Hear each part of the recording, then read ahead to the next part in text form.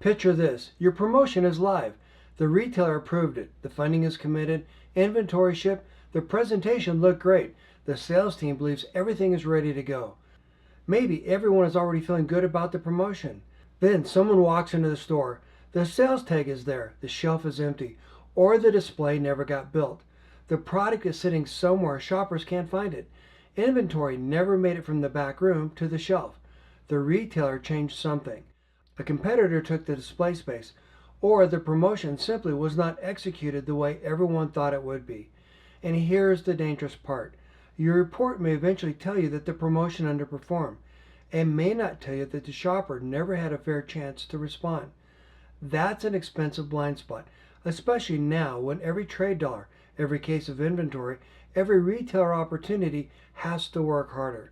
But you may already have someone much closer to the problem than your dashboard, your broker. Your broker should not own your strategy, but they are often closer to the buyer, the promotion, the display, the rest of the inventory problem, the competitor activity, and what's actually happening at the shelf. That makes them more than a shared sales resource. Used correctly, they can become one of your best sources of field intelligence. Today I want to show you how to use that to your advantage, not by handing your strategy to your broker, by asking better questions, creating clear assignments, and using what they see in the market to catch execution gaps while you can still do something about them. I'm also going to give you 5 questions that you can take in your next broker conversation and a free 5-minute tool you can use immediately. Ready to hear more? This is the Bulletproof Your CPG Brand podcast. I'm your host, Dan Lohman. Now, let's roll up our sleeves and get started. The last several episodes have actually been building toward this. We talked about why the founder's math had changed and the margin for error got smaller, why another report does not automatically create a better decision, why the founder cannot remain the operating system, why the promotion can increase sales and still tighten cash. And last week with Maurice May, we talked about how real shoppers can explain something the reports cannot, why the product matters. Today, those pieces collide in one place, the shelf, because the best strategy in the world only creates value when shoppers can actually experience it. And one of the people closest to the handoff is often your broker. Your broker should not own the trade strategy, but they may see the strategy succeeding or failing before the dashboard does. That is an advantage most brands do not nearly use well enough. How I learned it and earned it. I did not wake up one day and decide I wanted to become known for broker management. The industry pulled me into it.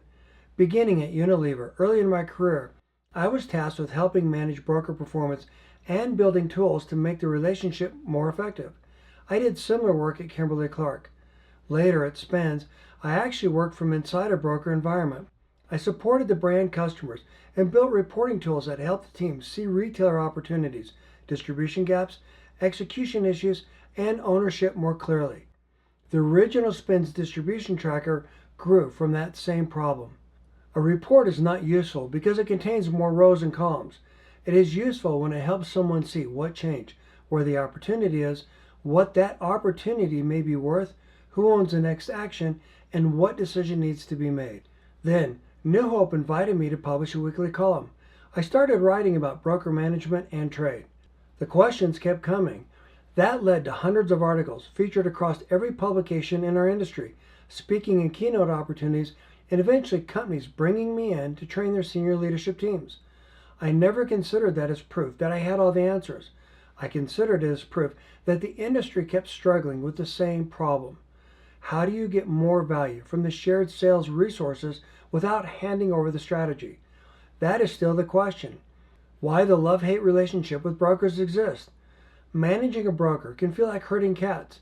That does not mean that cats are bad. Think about what the broker is carrying.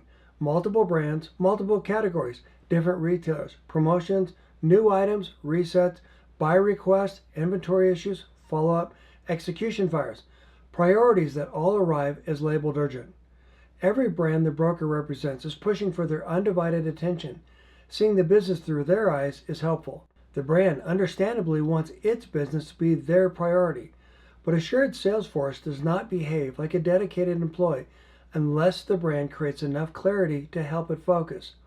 That is where many relationships start to break down. The brand says, they know the retailer, let them figure it out. Then later, the founder is frustrated because the broker did not make the decision the founder would have made themselves.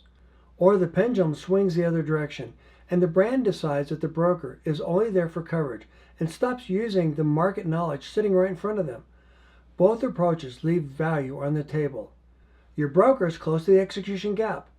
Brokers are often the people helping to set up the promotion, communicating with the retailer, following up on displays, supporting resets, troubleshooting inventory, and seeing what the competitors are doing in the market.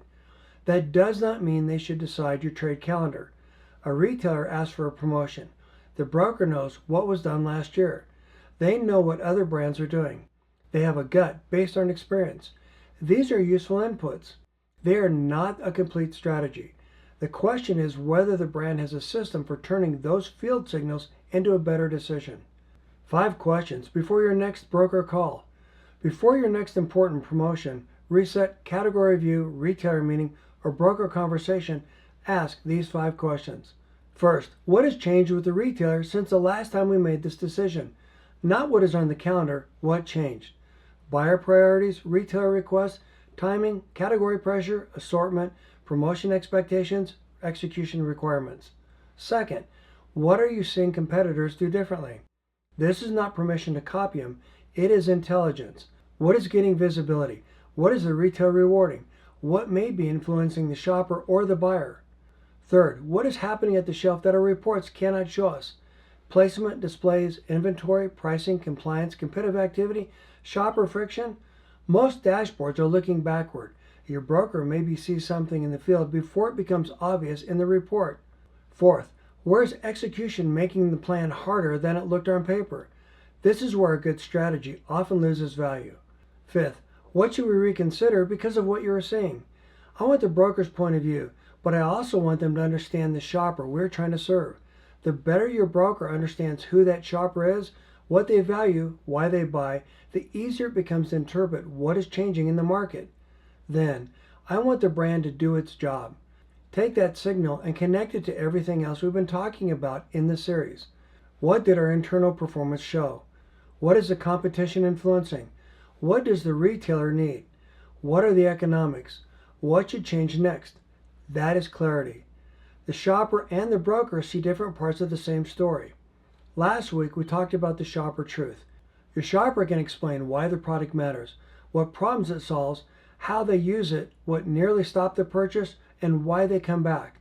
Your broker can help show what is happening, where the value proposition meets the retailer on the shelf. One gives you the why, the other gives you the field reality. Your data tells you what happened. The competitive lens helps us understand what influenced it. The brand connects those truths into the next decision. That is the larger retail solve system coming together. There's another habit I want you to change. Do not wait until the promotion's over to ask whether it worked. By then, most of the money has already been spent. Build a simple field check into every event while there's still time to respond. Ask your broker, is the product there? Is it where we expected? Is the promotion showing up correctly? Is there enough inventory to support the event? What changed from the plan? What are competitors doing around us? And is there anything that we can still fix? That is where the boots on the ground advantage becomes valuable, because you're not asking your broker to create the strategy.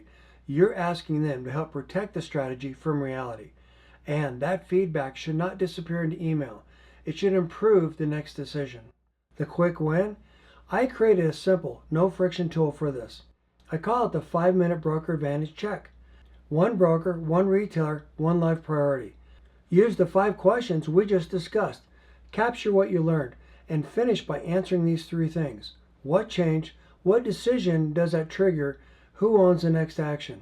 That's it. It will live on the same no friction page as the Runway Leak Finder, so there's no email required. You can find it at retailsolve.com/leakfinder. Then give the broker a better assignment. The quick check helps you gather the field intelligence. The free Broker Advantage Playbook helps you turn it into a clear broker and retailer assignment. I built that free guide around this exact job. It's now called the Broker Advantage Playbook. The goal is not another lecture about broker management. It is built from the same questions readers kept asking after my broker articles, and the same problems leadership teams brought me in to help solve. It helps you connect the priority, the shopper truth, the field signal, retailer opportunity, the specific ask, guardrails, evidence, and ownership. Now the broker knows where you're trying to go and what good execution looks like. That solves the first problem, a clear assignment. Then comes the next practical question. How do you create accountability without micromanaging? How do you turn the broker meetings into decisions instead of a status report? How do you use their retailer knowledge and relationships as an advantage? How do you build a win-win partnership where the broker succeeds because your priorities are clear and your brand succeeds because execution is stronger? That is the deeper broker management capability inside the Simple Solutions to Maximize Broker Effectiveness mini course. But do not start there yet. Start with one broker, one retailer, and one live priority. Then the no friction check. Then download the free Broker Advantage Playbook at retailsolve.com/guide 11. Your broker should help execute the strategy.